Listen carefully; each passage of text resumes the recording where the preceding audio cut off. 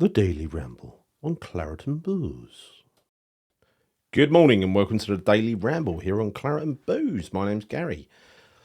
Baroness Lady Karen Brady, fans' favourite, in shocking love triangle. Also, will Moyes go positive or negative at Everton? We'll talk about that. He had a pre-match press conference as usual. Was it interesting, enlightening? We'll see. Vladimir Coufal, he says West Ham fans need to control their ambitions. Words to that effect anyway. And finally, Thomas Soucek confirms what we all know already. PETTA is better than all of us. All of that and more on this edition of the Daily Ramble. So on with the show. Firstly, the Lady Brady's love triangle. So as you probably know, Baroness Lady, don't call me Karen, Brady, is a big David Moyes fan, the number one fan in the boardroom, right? She's apparently in David Sullivan's ear, telling him how good he is and how she should stick with him, or he should stick with him because she would like to stick with him. She loves Moyesy. She loves him the way she used to love Steve Bruce when she was at Birmingham. That didn't go very well either. She does love her men negative, that's for sure. But what's this?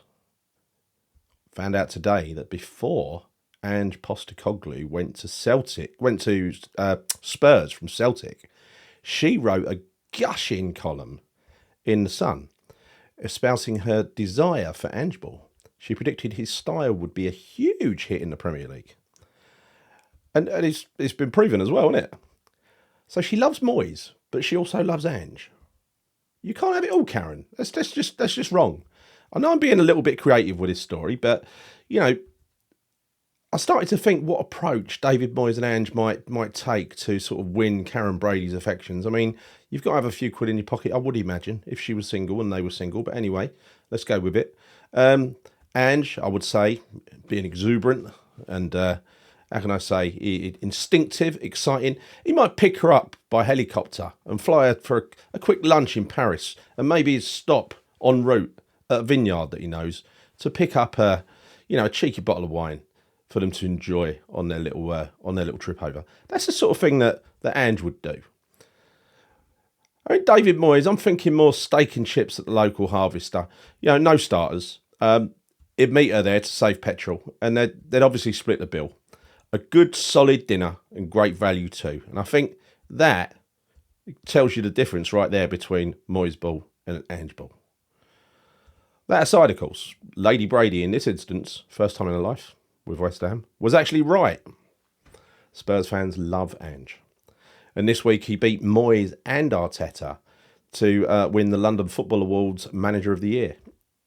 Not for any particular success other than being brave, imaginative, creative and entertaining. Something brand new to the Premier League, you know, outside of Man City, for instance, who can be entertaining, I suppose. Secretly, she's probably content with Moyes, you know, but she dreams of seeing a new, progressive, exciting manager walk through that door. Then she can adopt him as well. Let's hope so anyway. Let's move on to the Moyes press conference now. So, it was mainly a comfy little presser with questions for half of the press conference from his favourite personal West Ham journo. I think the guy that works for him, and they work out the questions and the answers before he goes in. So it's a bit of a performance, if you like. He asked him what he thought about the 23-24 season so far, and he managed to prize in the bit about winning the European trophy last season and how it gave us a good start to this season. Never miss an opportunity, Dave. He asked him if he was proud to be nominated for the London Manager of the Year award, only to be beaten by Ange Postecoglou. And he said, yeah, it was nice to be nominated, but, you know, I won 3 League Managers Associations awards before, League Manager of the Year awards before. So that's like the big one. He's only won the small one. So that's Dave, you know, being passive-aggressive and putting Ange down, I guess. Other journalists asked him slightly more difficult questions about his time and the FFP penalty, his time at Everton and the FFP penalty that they've seen, but all pretty much stock answers that he gave. He was asked about Deck winning the Player of the Year, the London Player of the Year, and it elicited quite a strange response from Mr. Moyes. He said, We've missed him this season, but we cope really well. But we probably missed him the most in the last 6 to 8 weeks. Now, that's either a backhanded compliment where he says we could have done with some leadership for the last 6 to 8 weeks, maybe. Or maybe it's just his latest excuse. Who knows? Incidentally, Deck said his highlight of last year was scoring the winner for Arsenal against Man U. No, it wasn't, Deck. You know it wasn't. I saw you in Prague. There's no way that was your greatest moment. Winning your first trophy was your greatest moment of last year. Don't deny it. I know you're trying to please the Arsenal fans, but you can't. He did, however, say that he'll always love West Ham and West Ham fans, and we'll always love him. And to be honest, I'll always have a soft spot for him. I know some people have turned on him, but look, he was with us for 10 years. What do you want? He was going to go eventually. Anyway, back to the presser. Moyes also complimented Bowen on his goal scoring, and he said he hopes PETTA, Bowen and Kudus stay fit. He said he set Bowen a target of 20 goals. Don't know whether that means 20 league goals because he's got 17 in all competitions. So I don't know what that means. If he's on 17 and he's told him to hit 20, it's a pretty low bar. I think Jared's going to hit 20. Jared needs to set that bar a bit higher for himself, maybe 30, 25, something like that. It'd take a hell of a run, in my opinion, for all three of those players to stay fit for the remaining months of the season. There's a lot of football to play, and it's going to get much tougher after the next few games. From my perspective, let's take it one game at a time and see what he does later today. Will he return to the defensive game or take the game to Everton like he did with Brentford the other night? And surely there's only one way to play this game, and that's to try and win it. We all want to see West Ham trying to win games, and as long as he does that, I'm happy. Still want him gone at the end of the season, but, I'd really love it if he just carried on playing that way until the end of the season, and we'd just have no complaints, right? It'd be fine. Even if we get turned over, who cares? Let's try and entertain. I'm going to be optimistic on this one and say, look, I think he's going to drop Zuma. I think that interview that Boeing gave the other day, where he was talking about there was a lack of leadership, and he felt, even though he's an introvert, he had to stand up and say something. For me, that was just a message to say there is no leadership and laying the ground for Zuma to be dropped. I hope so anyway, because he needs to be dropped. Likely for Agüed. I'd like to see Ogbonna, but because Ogbonna, he might not be very fast anymore, but he's faster than Zuma in that he can run without wobbling. It'll probably be Agüed though, I guess. Then Agüed can return to the left, mind you, so can Ogbonna.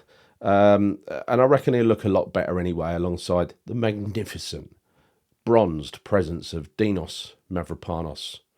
That statue of a man, he moves faster than a statue. He's actually got a lot of pace. But he's not only a giant, he's a giant of a man. He made Tony look like a toddler the other night. But he could actually be a giant for this club as well. I mean, this is a guy who made a slow start, but he's gradually got better as I think the Arsenal game, especially where he scored that goal and we held them out, him and Oggy together. They ain't played together since, by the way, which is madness. Gone mad to me, seeing as we're leaking goals. I think that was the point where he got his confidence, because I think he ain't played much football since, to be honest, and he hasn't really let us down either. He hasn't made any glaring mistakes. Unless, did he make one at Bristol? I think he might have made one at Bristol after the Arsenal game. So maybe I'm wrong. Yeah. But anyway, look, I think he's improving, and I think he's our best defender at the moment, I've got to be honest. He's young as well, right? So you've got to give him time. He will get better and better. But I think we're seeing a cult hero in the making there. I don't expect to see Phillips starting, but, who knows? Who knows with Moyes? He'll come on at some point, probably with half an hour to go. Hopefully he don't take Alvarez off, because that would be suicide. And let's hope that Phillips doesn't keep up his record of 2 assists for the opposition in 3 games and 1 sending off. Let's hope he does a bit better this time. On to the next subject. So Ben Johnson's cousin advises him to leave. So speaking to the media, Ben Johnson's cousin, some of you might know him as Paul Parker, former England international. He said that it's Johnson's time to leave West Ham. According to him, it's obvious that Moyes doesn't fancy him. He still hasn't made a position really his own, and so it's best if he leaves. And I think Parker is on solid ground there. But at 20, he's 24 years old. He should have made a position his own by now, right? And he's probably feeling really bloody bad that he hasn't. He's turned into a space filler for David Moyes to play wherever he likes. He seems to absolutely love playing in midfield recently, and he'd done a good job. But you're not going to stay there, are you? When PETTA comes back, it's just not going to happen. I really like Ben Johnson. I think he's been given a raw deal. He made an excellent start. Don't forget, when he came into the team and playing at right back, which is his natural position, he actually looked all right. He looked pretty good. We thought we had a player there for the future who was going to come in and take over at right back, but it never happened. So he's turned into this utility man, this hole filler. He's literally can be deployed anywhere on the pitch. He's played left back, right back, centre half, left midfield, right midfield. I don't know if he's played central midfield. I don't know. Has he played up front? Who knows? But he's just been all over the place, and that is no way to develop a young player. I'd like to see him give him a chance, but it ain't going to happen under Moyes. He's a good honest lad, and he deserves first team football. Last few seasons must have been terrible for him. Let's be honest. After having such a brilliant start, imagine that suddenly being, playing every now and then. He did have some bad form. He went for a patch of bad form, but it's hardly surprising when you're a young player and you're shifted all around the team, So, look, it might even be better for him personally to lose what I assume are negative feelings and just get a fresh start somewhere else. But, personally, I hope he finds out who the new manager is, like several other players, and he judges it on that, and maybe he even gets a chance to meet the new man, because I know their contracts run until June, right? So you could actually bring the manager in, get him to meet the players before they go, to kind of tell them if he's in his plans or not. Who knows? Another one who might be let go is Divine Mabama. The club are not close to meeting his wage demands, apparently. This is according to the club, so take it with a pinch of salt. They said, a club spokesman, we are not looking to renew on the wages he wants. In brackets, he's being greedy. Hopefully he goes in the UK and it goes to a tribunal. I mean, that's a bit harsh. That's like saying, good luck, go find yourself a club. We'll get as much money out of the deal as we can. Expects of, poor treatment to me. Is apparently, what I'm hearing anyways, he's not demanding the earth, just a decent wage. He's on youth team wages at the moment. It's like $5,000 a week. They all are, right?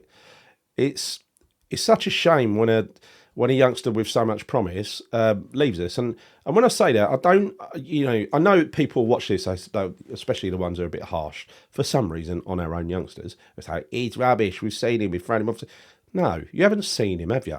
You haven't seen him in the scenario you should have seen him. You should have seen him in games where he was brought on. He can't play in the Antonio role. He can't do that. That's what he was being asked to do. The other night, Jared Bowen got so much service. If you'd have put Danny Ings in the middle the other night, he wouldn't have done as well as Jared Bowen. We know that. But until you're putting Mabama in situations like that, where he's actually getting service like he expects to as a striker, how do you know if he's any good? Right, you've really got to. I mean, he made a great debut when he came on and kind of scored a goal, didn't he? Away to Burnley. Well, if it weren't for his contribution, we wouldn't have scored that goal anyway. That's what I'm saying. But it's a shame to see players like that leave. Because they'll miss out on the environment, their friends, everyone around them, all the people they've known growing up. He's been here since a kid, and suddenly he'd have to leave and join another club and sort of fend for himself, right? And that's why I'm convinced so many of them go away and don't do very well. But above all else, I just hope the club have played with a straight bat on this one and played it fairly. And I hope that Tim and Noble, who I trust, have been involved in setting what is a suitable market wage for him.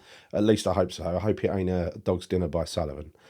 That's the only thing that would make me feel slightly better about it, if I knew that those two were involved. So, a couple of things to go, but the first one is the very odd views of Vladimir Coufal. So today, Sky Sports News, yesterday, I'm giving a game away now. This is Friday night. I'm recording it Friday night for release tomorrow morning. Anyway, today, Friday, Sky Sports News released a video where Vladimir Coufal, looking quite uncomfortable to me, sort of like a hostage. You know, he looked nervous. He sort of came out with these things, and they weren't very joined up. He sort of said, he didn't specifically say the fans, but he said people are expecting West Ham to be in the Champions League. And look, Vlad, no one ever said that. You know, that's the last thing I would dream of asking for. I think he's been asked to do it is yet another shut up to the fans. You know, maybe they're using the players now rather than using, you know, the mates in the media. When they've clearly, other than Graham Souness, have never even tried to understand what our grievance actually is. He also repeated the mantra, and we know where this comes from, that we've beaten some big teams this season. So, you know, to me, it looks like he was pushed to do that, asked to do it, whatever it was. And strange that both him and Soucek spoke to the media on the same day, because it rarely happens, does it? More on that soon. Different interviews, but some similar messaging. So maybe someone at the club or David Moyes thinks that doing it through the players might have more effect. It might land and have a bit more impact with fans. Well, no, it's not going to, is it? It's ridiculous. Speaking of Thomas, so Thomas Soucek, he says, PETTA is better than all of us. Well, yeah, we knew that, didn't we? We knew that after playing brilliantly the other night, and he was brilliant the other night. I didn't know he had that kind of game in him. It just goes to show the attacking game suits him as well, right? It really does. He doesn't have to sit back and defend and chase people around midfield, right? And look awkward and cover a lot of miles, but don't actually touch the ball hardly. And when he got into the dressing room the other night, the other players were telling him how brilliant, how superb he had played. And he said it felt really good because he ain't heard that for some time, I would imagine. You know, he said the obvious thing that I've mentioned already about PETTA is better than us all, and it ties into something that Nick heard about the players feeling so much more confident when PETTA is on the pitch. I mean, he is the daddy in that team. He's generally the daddy on the pitch, no matter who we're playing against, right? He doesn't think anybody is better than him, because more often they're not. He's a big talent, Lucas PETTA, and he's got an aura about him. And just watching him against Brentford the other night, he wasn't even at his best, but the guy was just magnificent in everything he did. I even enjoy watching him defending. I just love watching him. It's just a sickener that we ain't going to have him for much longer, are we? It'll be the end of the season, you know. Hopefully he can help us get into Europe. And without him, the confidence just ain't there. So let's just hope he can stay fit, please God. In this interview, Soucek also said, we've beaten some big teams this year. So I see a bit of a trend there, don't you? But let's keep the fingers and toes crossed that we can continue in the form that we're in.